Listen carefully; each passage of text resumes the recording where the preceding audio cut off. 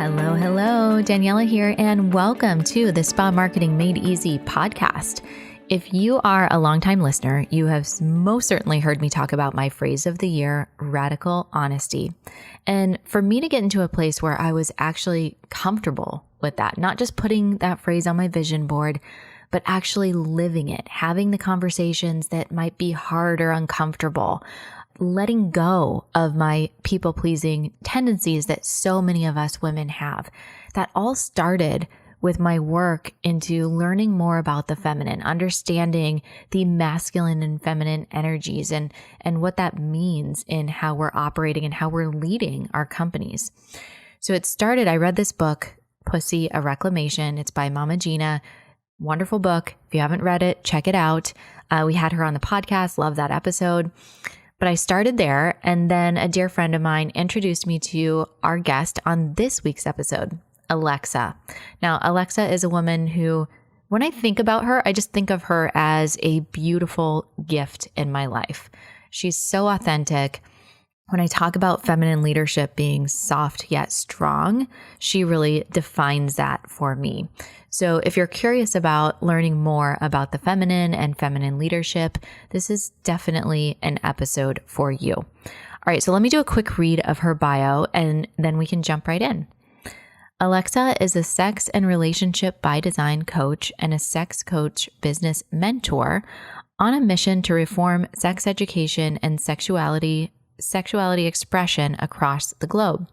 She's from the deep south of Louisiana, and if anyone knows how to bust through taboos regarding sex, it's her. She's known as That Sex Chick across social media and is the founder of the Sex and Love Co., a community, or Sex and Love Co. community. Excuse me. Can you tell I'm reading this part? Okay. A New York Times featured group with love, sex, and relationships as the central focus. Alexa speaks and teaches internationally on the subjects. So as you'll hear in the interview, for me, she is just so good at feminine leadership, in personal development, in teaching just very, very high level communication. So I hope you enjoy it, and I hope you enjoy her. All right, Alexa. I always want to call you Lex or Alexa. It's like the two names. So both. I'm going to call you whatever comes out. Alexa, welcome to the Spa Marketing Made Easy podcast. I'm so excited to have you here. I feel like, I don't know, this is kind of like this full circle moment for me because I've been sharing so much of the journey of understanding what the heck is the feminine anyway. When you say, oh, I'm learning more about the feminine, or I'm like, what does that even mean? And you've been such an important part of my journey in that process. So I'm really happy to have you here. Thank you. Yay. I've never been on a spa marketing podcast. You can imagine I'm typically on very different podcasts, but my work is it's making its waves. So, I mean, feel free, tell everybody what you do. Okay. And then I'm going to give my version of what I think that you do. Great. Okay. Because I know occasionally you like to reframe what I do. Yes. Sometimes, which we're working on it. I think we're working on it. So what I do just at large, or specifically with helping women with the feminine? Whatever you want to share. Okay. Well, I can probably touch both of those things. So I'm from very South Louisiana, and I grew up, just a couple of high level things so that people kind of get a feel for how I became who I am, and why I do what I do. But I'm from South Louisiana, just outside of New Orleans. My family has been there over 300 years, and they're not going anywhere. I grew up mostly Catholic, and I intentionally use the word mostly because it was kind of like Catholic sometimes was what we were doing, and sometimes it was like, oh, I forgot we had a faith and a religion we followed, and I had just enough of it that I grew up with, enough to have a lot of shame about my role as a young woman and about my body and about, what I wanted in life.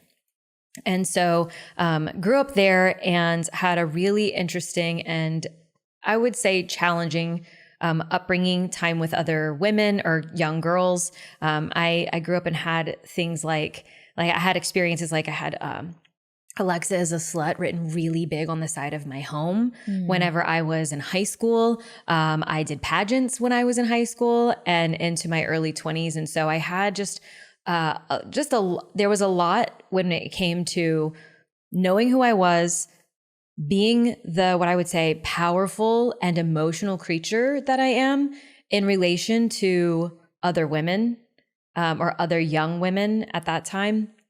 And so I questioned myself a lot, and I, in a lot of ways, said, it's easier to be friends with men. It's either easier to be in connection with the guys, and so I essentially put a lot of stock and value into being a masculine-oriented woman, and I would definitely call myself, under the category of like alpha femme or alpha woman. And I also grew up with a single military mom. So she has also been married 5 times. So some of the mixed messaging that I got between the faith, between my experience in community and with other young women and young men as well, and then the fact that I grew up raised partial with my older grandparents and my single military mom that has been married 5 times. I was very confused when it came to going into relationships and creating a life that I really, truly wanted. I had a hard time understanding, what do I really want, when I had all these mixed messages and a lot of examples of how unsafe it was to trust other people, to have faith and trust in men, to have faith and trust in community, and especially with other women, and with faith and trust in myself and my ability. I knew I could create, and I knew that I could do, and that I could basically check boxes. But when it came to really loving myself, trusting myself, having compassion with myself, that was very challenging. So that's kind of like the foundation that I'm working with. I eventually went on to graduate from the University of Southern Mississippi in Mississippi. And then I lived and worked on cruise ships for almost 6 years, which brought me to 79 countries, traveling the world. So I've visited over 30% of the world before I turned 30. And so that just completely blew my whole world, just like shattered it. And it was just like, oh, everything that I grew up with and learned, it's totally different everywhere else. This understanding of like my connection with myself and others and love and sex and all of that is just totally different everywhere else. And so I would say my entry into personal development was through travel. And then shortly after that, meditation, health and wellness. And then I realized that the travel and the health and wellness didn't directly translate into my connection with my sex, with my sexuality and my expression. And it didn't really directly translate to how I interacted with people I might want to have a sexual or intimate experience with. So I chose towards the end of my career on ships as an art dealer, which is totally different to what I do now. And totally what I did. I went to school and graduated with biology and forensics. So it's like biology and forensics to art dealer to sex coach. Okay. Yeah. So that's like rounding it out, is that I started studying relationships, and I started studying sex specifically. So if these things weren't translating into how I could relate with the opposite sex, or with, I won't even say just opposite sex, because it was anyone that I might be attracted to, I got curious about that thing and how I was showing up in those places. And I, at first, was like hell-bent on not doing it, whatever it is, the same way that my mom did. And so I had this hard, like trying to pull the pendulum the other way and like do things differently. And so there was a lot of healing there too. But I delved into understanding sexuality, sexual expression, varied types of relationships. So ethical non-monogamy or consensual non-monogamy. I played around in that world for a little while. Polyamory, if anyone's familiar with those terms. I started studying kink and BDSM and all these different types of sexual expression and how they could be healing, and how I probably got them all wrong initially when I was growing up. These like twisted, demented things that it was like, oh, all these people, they just go to hell. I'm like, you know what? I'm going to go look over there. I'm going to go explore over there. So I started studying these things. And then eventually, kind of fast forward, I started writing and speaking about them publicly. And now here I am today. But one of the main things that I do is people come to me and they say, I want a better sex life. Lex or Alexa, I want a better sex life. And I go, great, buckle in, because we're going to touch a lot of not sexy things before we get to what you're also bringing into the bedroom that's preventing you from really being able to connect with yourself and with your significant other. And I think that was a great intro. And I actually learned some new things about you. But I think it's so important. And it's not that I want to reframe what you do. Sure. Because I think that is valid for you to be able to express yourself in that way. It's what I have taken away so deeply from you and have really, because for me, the way that you present yourself online and in the world is very much from a place of sex and sexuality. Yet what I would consider the more life-changing things for me has been my relationship with myself and my relationship with understanding the feminine, understanding what I'm feeling and how to communicate, not even in a sexual way. And so it is all so intertwined. But for me, when I started this journey of really wanting to, it actually all began because I wanted to explore what limiting beliefs I had that I was not aware of. And I was asking that question to some of my girlfriends, and they said, well, you need to explore the feminine. That actually led me to read Pussy by Mama Gina, which then opened up this whole different can of worms and took me down this journey of trying to understand, because I too identify as someone who spent the majority of my life in a very masculine energy, a very masculine place. But really, when you can balance those two energies, magic happens. And I've seen it in my relationship with my husband. I've seen it in my relationship with other women. I've seen it in my relationship with my team and also in our business, that by me being more balanced in the feminine, it only brings good things. But why I wanted to have you on was because that is such a random state. What does that even mean? So how do we, for women who are curious, who are listening and like, okay, this is like, I can listen in, I can hear, what does even that mean, to start exploring the feminine? Or how do you even define those two energies? Sure. Okay. So we'll start very basically so masculine and feminine energies, they are not to be looked at as men have masculine energy and women have feminine energy. It's everyone has both of them that they play with and that they dip in and out of.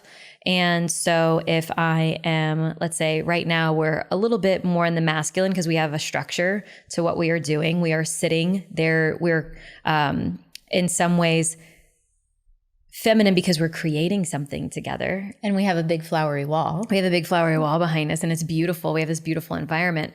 But what we are doing is the more masculine thing. I showed up at a particular time and I'm sitting here to record this podcast with you. And then, it's very structured. Masculine energy is very reliable. It's sure. It's steady, grounded, present. It's holding.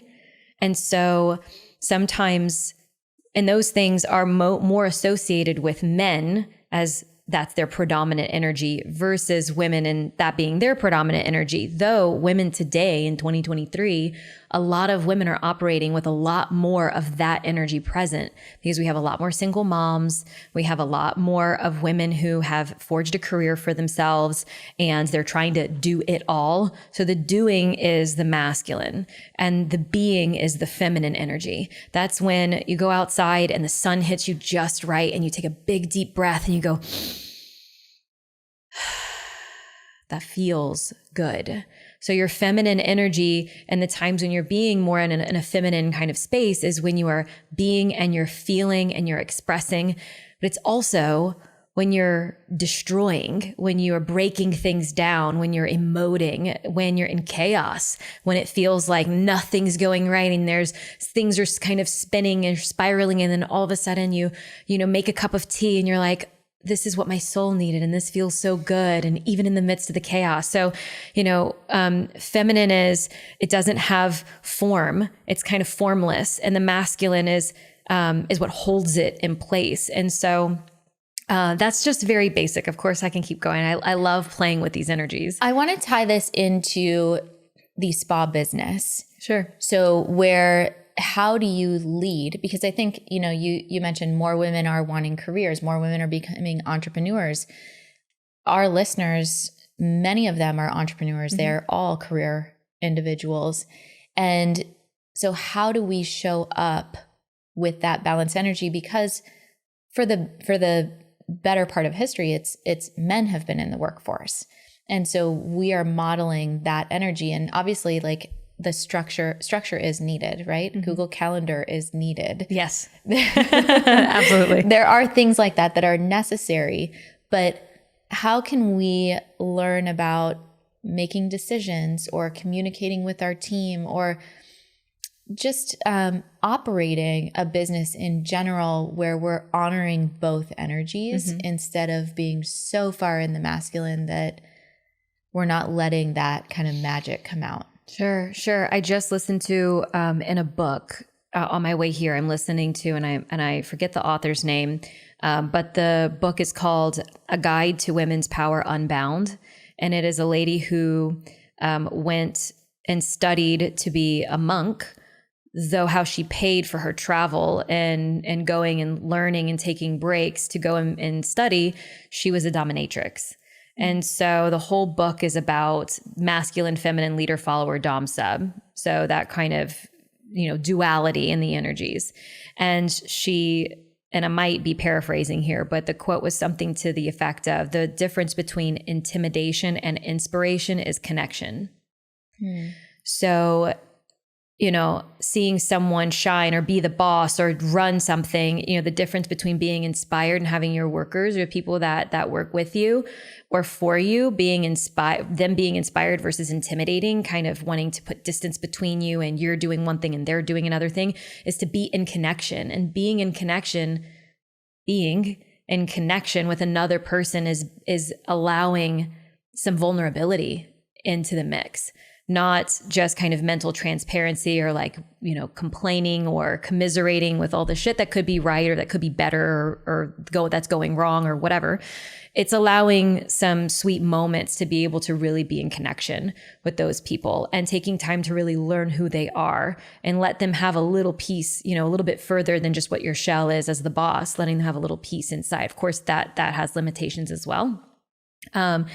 But when it comes to really just the business owner herself, your life is bigger than the spa. Your life is beyond the spa. Your life is your interaction with the rest of the world.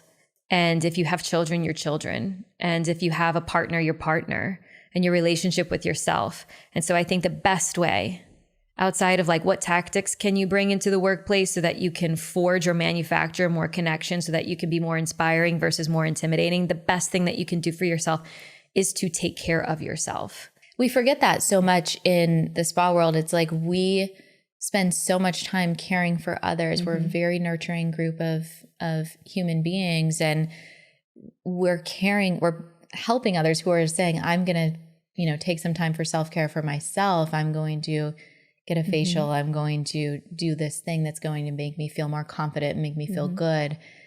Yet if I asked everybody listening, give me a show of hands for the last time, for anybody that's had a facial in the last month, and it would be the majority, it would be no.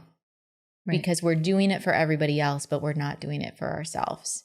And one thing I want to point out, I know you said this earlier, but I want to just really point this out again.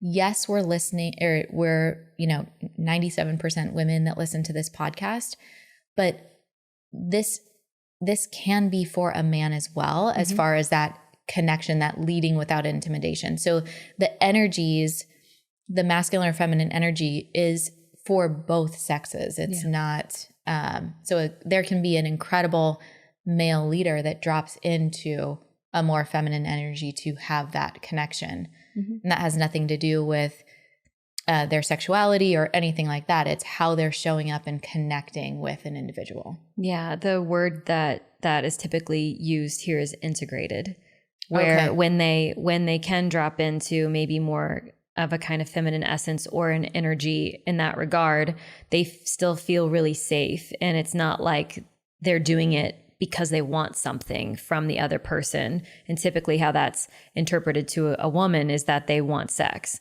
or they want some kind of thing from them. And so someone who's really integrated in both of the energies, meaning that they lean into them, they work with them, they feel confident and comfortable with who they are, then that comes. So there's a couple terms, congruence. That's when your words and your body language match. So, and your energy, your words that you're choosing, the energy that you have, and your body language all lines up. And when that all lines up, that equals safety. If the words that you have chosen to say do not match the body language that you have, or if you're saying, I really love you, but everything in you is tense, then how do you think that's going to come across to the person that you're saying it to? Mm-hmm. They're going to read everything else. Even if it's subconsciously and they're not aware, right? Yeah. It's like, Yeah. And so that's definitely a big thing. And how do you come into congruence?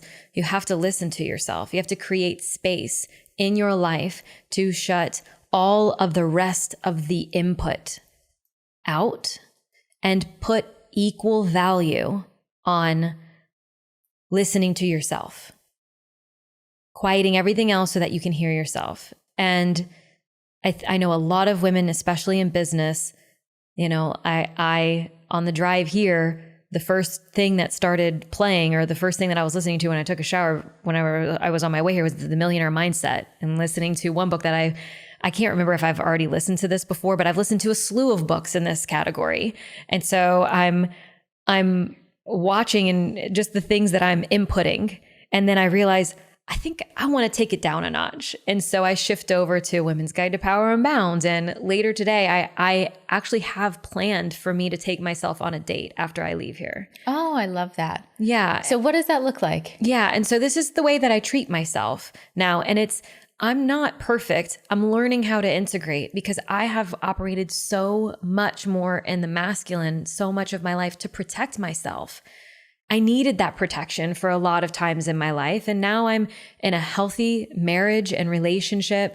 I don't need some of those protectors. And so I get to consciously choose. I get to take responsibility to put those barriers down and to show myself it's safe to be more feminine, to enjoy my life, to put the steady input of marketing material in my head, turn it down a minute and, listen or read poetry in my backyard in the sun. It actually, and to the person who this might really resonate with, I have to put that on my Google Calendar. I have to put it there. But I love having a date with yourself that's scheduled, yeah. Where you're actually scheduling self-care and giving yourself permission to go to the spa or read a book, yes, or go walk up and down every aisle of Target if that's what you feel like doing, right? I like that one too. Whatever it is, just give yourself permission that time. Yeah.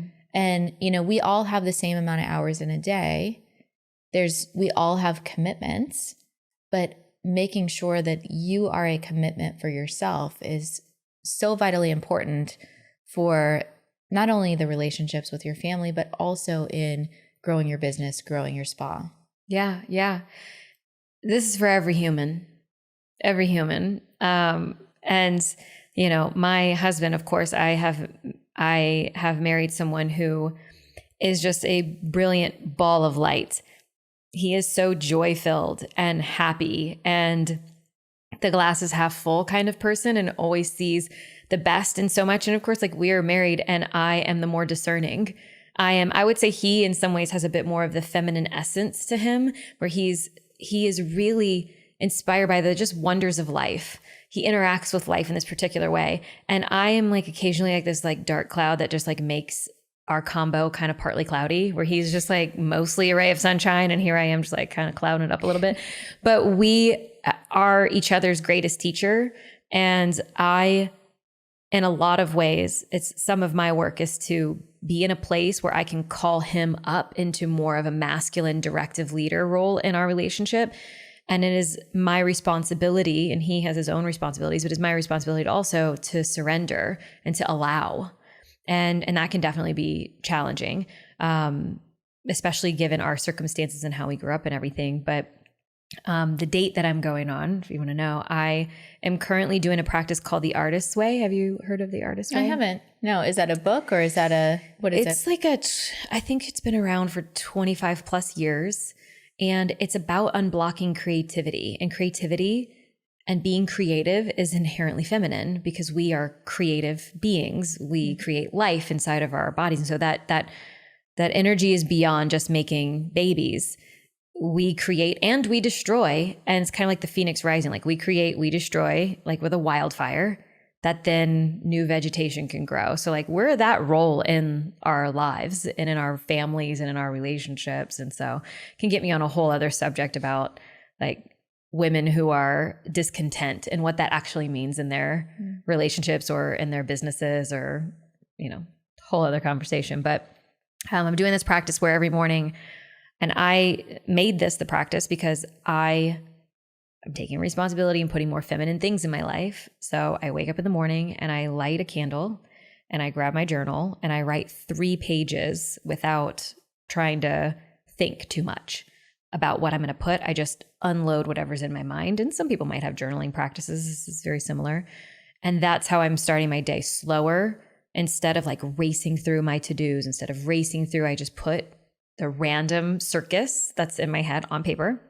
And then a part of the practice for the Artist's Way is that you take yourself on a date and you date your inner artist. Is this once a week or is this? Once a week. Okay. So the morning pages are every day. And then once a week, she calls it, Julia Cameron, she calls it filling the well.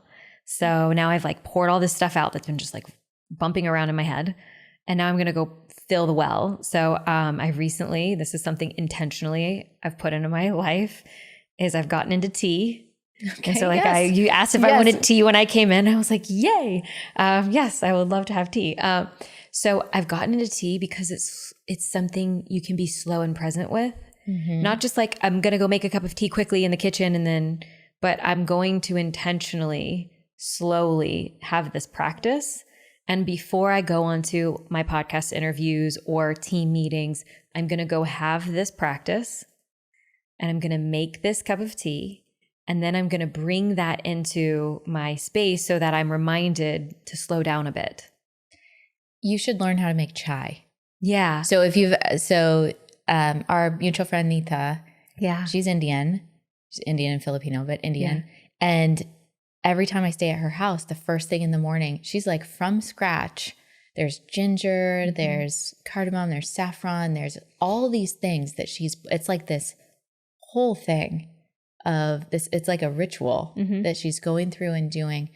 And it is so good. Mm-hmm. And it really was such a beautiful way to start the day. And instead of just like putting a tea bag in there, it really feels like you're creating some. She even has rose petals that she's thrown in there. Like I say that's really feminine. And in some ways, like the structure of it can be a little bit masculine, but that's beautiful. And I don't know, my husband's the coffee maker. And so I guess I just assume coffee has a little bit more of a masculine energy to it. Coffee drinker. But I typically am too, but my nervous system just decided it's a little too much and I started just my anxiety levels I noticed were being impacted. And so I started to slow that down and shifting into like more herbal things and coming off coffee. I've done it now a couple of times in my life. And I try to remind myself, like, don't go back because you're forgetting what it feels like to come off of it again. So I want to talk about that journaling for a little bit, because I was watching a documentary on Netflix. I don't remember the name, but it was with Jonah Hill. He did a documentary with his therapist, and his therapist has Parkinson's disease.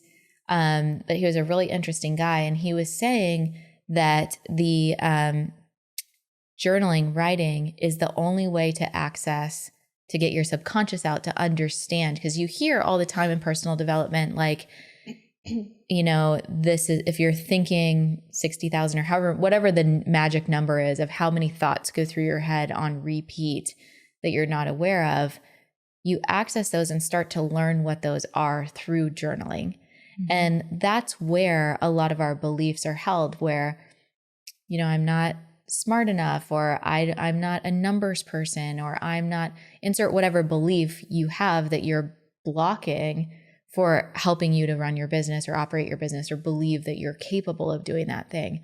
Seems like such a simple strategy, but you're never going to be able to solve the problem unless you know what it is.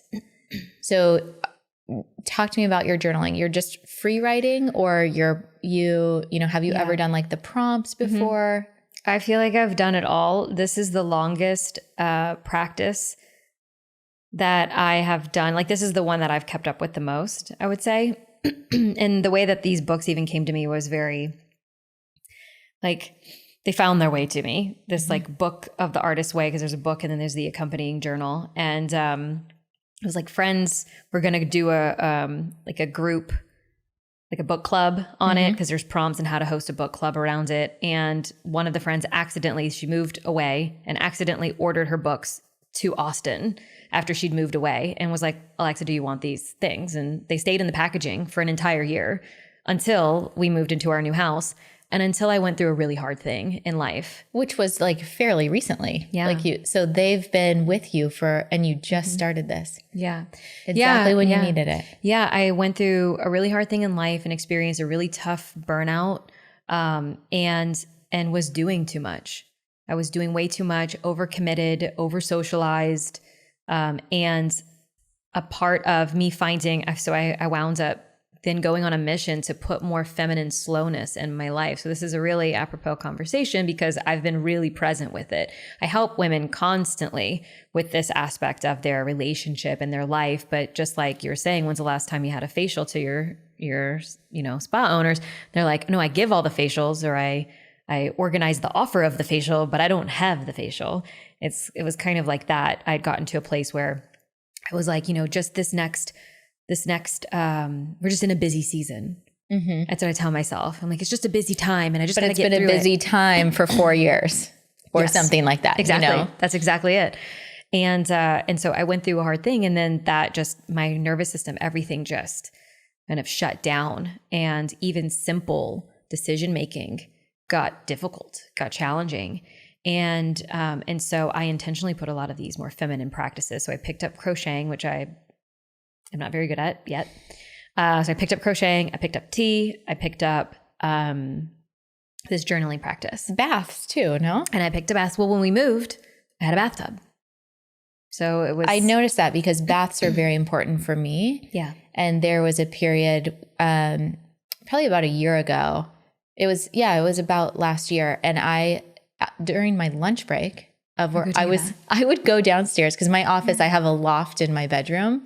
My office is up there, and I have a big, beautiful bathtub as well. And I was like, I never take baths, and I didn't want to take baths in the evening because that's my time with my kids, and there's just family stuff going on, And so I was like, I want to soak in the tub. I want to read for pleasure. Yeah. I want a very foo-foo bath bomb. And so for probably 2 or 3 months, pretty much every day, I would soak in the bathtub over lunch. Yeah. I liked how you just said I would read for pleasure. Yes. Pleasure is also very feminine, but that's another reason why, like picking up the baths and picking up, the different things that I did recently, it was to slow myself down so I could hear myself, and so that I could experience pleasure and joy in the difficult, because I'm built for it and because I deserve it. And just this consistent reminder. It's something that I actively have to remind myself these things. And so my journaling, back to that, is just free form, like whatever comes out of my mind. I've tried more positive affirmation stuff. It's a little bit harder to keep up with.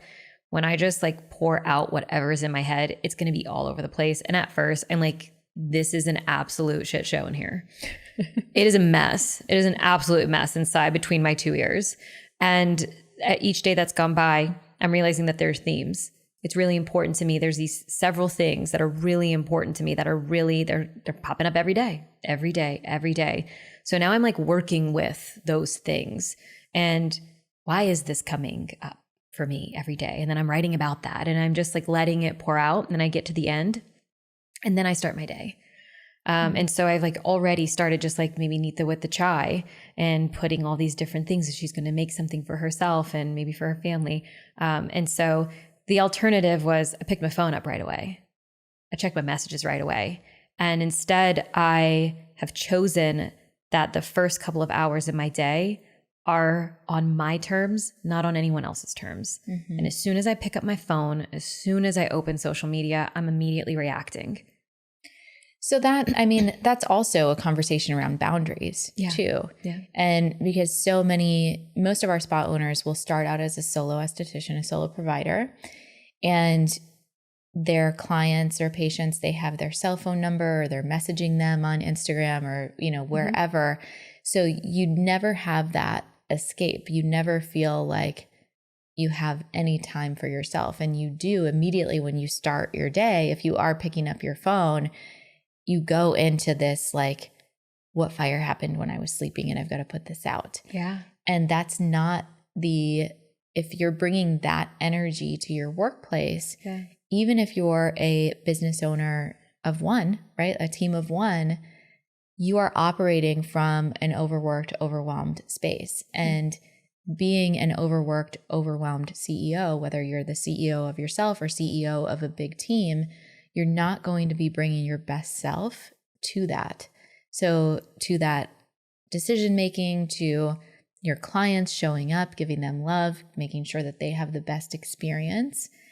And these things don't have to be, 3 hours of your day. It can be even, 30 minutes if you choose to wake up 30 minutes earlier, or if your mornings are busy, like for me, a struggle that I had when I actually read The Miracle Morning also, and I was like, this guy doesn't have kids. This guy, I'm like, this guy does not have kids. And my son comes into my room at like 5 a.m. at the latest, so it's just not going to happen in this season of life. But that's where I went to, okay, baths. Yeah. Right? I'm going to block off my time that I'm going to have, you make it work when you can have a morning routine at lunchtime. It's wherever you're going to put it. Yeah. As long as you put it, and that conversation about boundaries, you can sit there and have a conversation with each client that you bring on and say, hey, don't message me from this time to this time and on this time to this time. What is more likely to happen? Or you can just not give your number. Or yes. And if that winds up being like some people just have it regardless, what's easier, telling these people this thing or not giving out your number, or you not having the boundary with yourself, you having the boundary with yourself, you not opening these apps and these messaging services, like not opening them from certain windows of time. And turning off your notifications. One of the best things I did for my mental health was turn off all notifications. And the vast majority of the time, my phone is on do not disturb. Oh yeah. Yeah. Or airplane mode or something like that. And it's just a funny balance of like wanting to be in connection and being like, everyone, please leave me alone. It's just this wonderful balance. But there's certain apps that I will leave them on, and that's, I want my mom to be able to get in touch with me, but that's my relationship with my mom. She's not really the one to reach out, and I want to be able to pick up when she calls. But I also know that I have friends that, well, actually my husband, his dad calls him every day. And that is a hard no for me. That's a hard no for me. But, I have a different relationship with my Would you define that as feminine? His dad is pretty feminine. Okay. Yeah, he's definitely a big feeler. He's quite a character. I can see a lot of ways that Jordan is a lot like his dad, Bo. And a lot of times Jordan will do something or say something, and I'm like, okay, Bo, But just having that connection, a lot of men, like don't that communication. Yeah.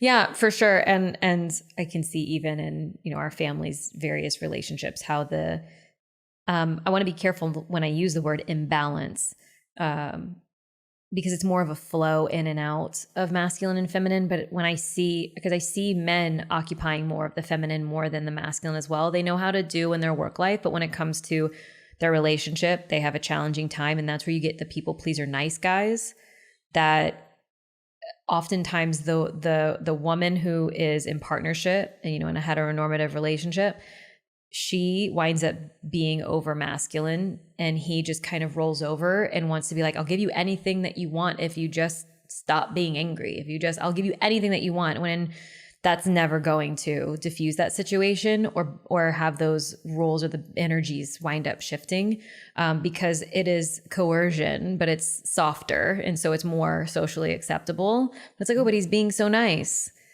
But he's also manipulating a situation, and she's getting just angrier and getting more masculine and more combative. Mm-hmm. So that doesn't work either. Yeah. I'm sure that my relationship with all of this and like helping people with their relationships, and their polarity, and their polarity is big too. When you're in partnership, that you are attracted to each other, mm-hmm. That there's so many ways that you can kind of disrupt this polarity or go into these challenging habits that create an environment where you're not polarized to each other. So you just want to be away from each other. It's better if they just go on a long trip, and then you can have the space to yourself, and then they come back, and then it's like kind of okay for a little while because the distance created polarity, but then you get right back into your habits, and then it's like, when is your next trip? So it's big, and I'm sure I will be fascinated by how this works my whole life. And each time a cycle and season ensues in someone's life, when they have kids, when there's grief or loss, when there's a major move in physical location, etc., these things change. Your habits around them change, or the older habits kind of peek back through or something like that. So this definitely takes work. What we're talking about here takes work. And so people who are maybe operating their businesses and they might feel just like, okay, cool.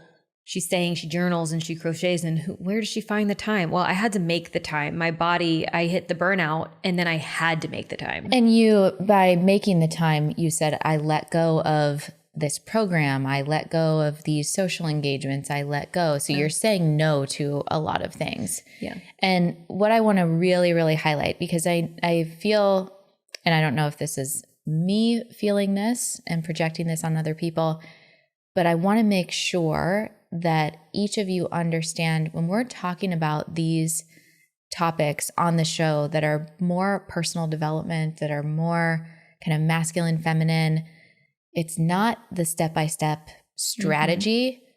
but it is the thing that you need to really get into growing your business and taking it to the next level. Yeah. You have to have the capacity as a human being to be able to solve those problems, to be able to feel balanced, to be able to be present in your home, to be able to have the emotional intelligence to communicate with your team and understand what's going on with them. So the more work that you do as the greatest asset of your business, you grow in that way. So it's so deeply important to not just say, all right, well, I want the 7-step plan, mm-hmm. right? It's how can I, right? Like, give me step 1, 2, 3. Like I'm a rule follower. I'm a good, like I can do that. But the thing that has really changed for me and for so many others that I talk to that have successful businesses, successful spas, they're doing the work on themselves. Mm-hmm. They really are. Yeah.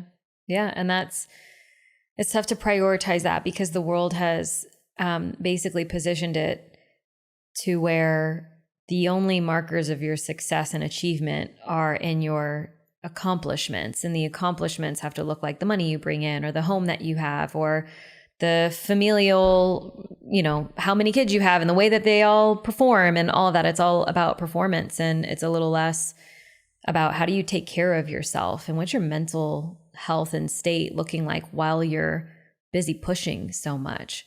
But I think a lot of people get stuck, with the growth of their business or what offer to deliver next or how to structure something. And they just keep trying to do something about it. And okay, well, let's try this. Let's try that. Or you know what? She's doing it in a particular way. It looks like it's working. So let's just do the same thing over here and see what happens. And there's so much doing when the answer might be that you just need to slow down to really hear yourself, to get the next answer. And that answer might not be to solve that problem. The answer might be, we need to stop trying to have this happen to begin with, or like this area, this isn't what I want to be doing anyway, and that is just as important in the trying to figure out. So sometimes it's really just pausing and spending time with yourself so that you can come back to your internal compass and your confidence and your direction and your visionary, so that you then can guide. But if you just constantly prioritize the doing and the doing and the doing, it's hard to get that other side of it. Mm-hmm. And the world has positioned it to where that doesn't even really have any spotlight on it, how important that is. Mm-hmm. So maybe try to figure these things out for probably a long time. And I would be remiss if I didn't share another really big component to all of this, which is also why I shared at the beginning, just talking about my connection and relationship with females and not, mm-hmm. having a really challenging time with that, is something that has been so incredibly healing to my feminine essence, and realizing that I can have a relationship with it and that it's safe there, is by being in the presence of other high quality, high caliber women that I can be inspired by, and that celebrate me and I celebrate them, and that are worth me taking the little bit of the resources that I have in time and energy, that they're worth that, little bit more that I have to pour into those relationships. That has transformed my life mm-hmm. in a really big way, and has been so incredibly healing, is to have really, really high quality, high caliber friends and community to support me, so that I don't feel like I have to hold it all. And when I say hold, I'm talking about emotionally in my life.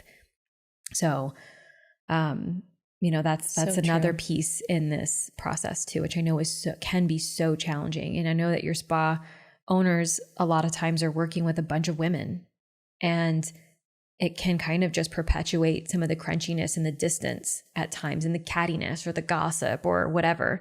And there are ways to really heal in that. I don't know if it's your role with your workers, but it's your role within yourself and in your own community, and then how that transforms you as a person. You're going to be less likely to entertain certain toxic behaviors in your workplace because they're so apparent, and it's so a non-negotiable, and you'll become a magnet for the people that are not going to be bringing those things in, because you can see it in them, you can feel it in them, that they're safe to bring into your environment, that they're safe to work with. So that's big too. That's so true. Thank you for sharing that. Okay, so anything else that you feel to make this episode feel complete for you before you share where people can find you and follow you? Well, this was specifically a conversation, about kind of leaning into more of the feminine. There's a whole, and I think what winds up happening, especially and for entrepreneurs, and they really get the masculine side of it, but there is a shadow side to that as well. There's shadow to all of it. So typically it's described as having your lighter aspects and your shadow aspects. Shadow doesn't mean you avoid those things and you don't do them. They're happening for a reason. So shine the light over there and see what it can illuminate for you about yourself. So I think to round really this particular subject, when there's, of course, like this is a drop in a really big bucket, especially if you lead it into relationship and sensuality and sexuality and lust for life in general.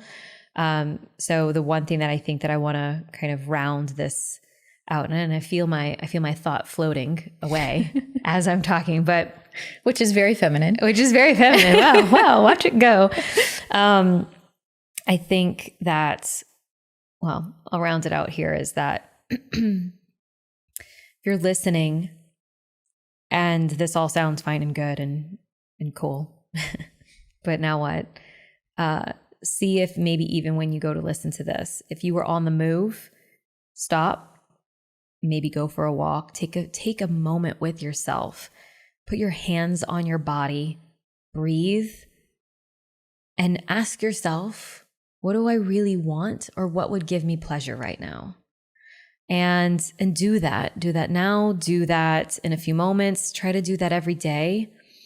And listen to yourself, really listen to yourself. and learn to trust yourself. And the biggest thing is, wherever you can, slow down. Just even for a moment, do your best. And that's even hard to say, like, do your best at slowing things down. Because the contents of your heart, they're there and they want to speak to you. And sometimes getting too busy putting out the fires makes it feel like you can't listen. And so pause. Mm-hmm. It's the best advice. Yeah, sometimes. So where can everybody find you and follow you? Yeah. So like I said, tiny drop in the bucket of a body of work that I'm involved in. And this is crucial. This is so crucial. What we talked about here is a lot of the foundational, fundamental work that I do, that if someone comes to me and they say that they want to be better in the bedroom, they want to like find their mojo, they want their libido back, all that, we're going to talk about these things. So this is really, really important. But I'm talking about this and so much more on Instagram. It's probably the best place to find me. So at that sex chick. And then my husband is conscious.bro. And both of us, he's more on like the masculine men's work side, and I'm more on like the feminine side. And together we have our couples content as well. So people who are really interested in, wondering how they can bring their unit closer together. He is, like I mentioned, that kind of joy-filled, happy-go-lucky guy. And I'm a little bit of like the more discerning, boundaried person in his life. We teach each other a lot.